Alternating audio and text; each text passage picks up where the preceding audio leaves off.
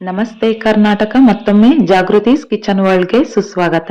ನಾನು ಇವತ್ತಿನ ವಿಡಿಯೋದಲ್ಲಿ ಮೊಳಕೆಯೊಡೆದ ಹೆಸರು ಕಾಳಿನ ಕೋಸಂಬರಿ ಅಥವಾ ಸಲಾಡ್ ತೋರಿಸ್ಕೊಡ್ತಾ ಇದ್ದೀನಿ. ಈ ಕೋಸಂಬರಿ ಅಂತೂ ಯಾರೆಲ್ಲ ವೆಯ್ಟ್ ಲಾಸ್ ಮಾಡ್ಕೋಬೇಕು ಅನ್ಕೊಂಡಿದ್ದೀರೋ ಅವರಿಗಂತೂ ತುಂಬಾನೇ ಯೂಸ್ಫುಲ್ ಆಗುತ್ತೆ. ಹಾಗಿದ್ರೆ ಬನ್ನಿ ಈ ಕೋಸಂಬರಿನ ಸುಲಭವಾಗಿ ಮತ್ತು ರುಚಿಕರವಾಗಿ ಹೇಗ್ ಮಾಡೋದು ಅಂತ ನೋಡ್ಕೊಂಡು ಬರೋಣ.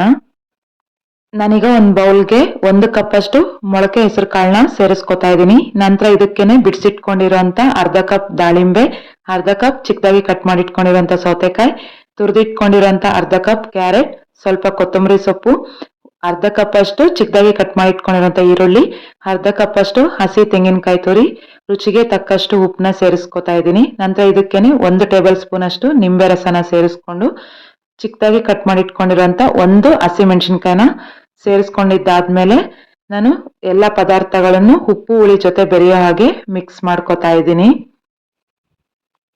ನೀವು ಈ ಕೋಸಂಬರಿಗೆ ಉಪ್ಪು ಹುಳಿನ ನಿಮ್ ರುಚಿಗೆ ತಕ್ಕಂತೆ ಅಡ್ಜಸ್ಟ್ ಮಾಡ್ಕೋಬಹುದು.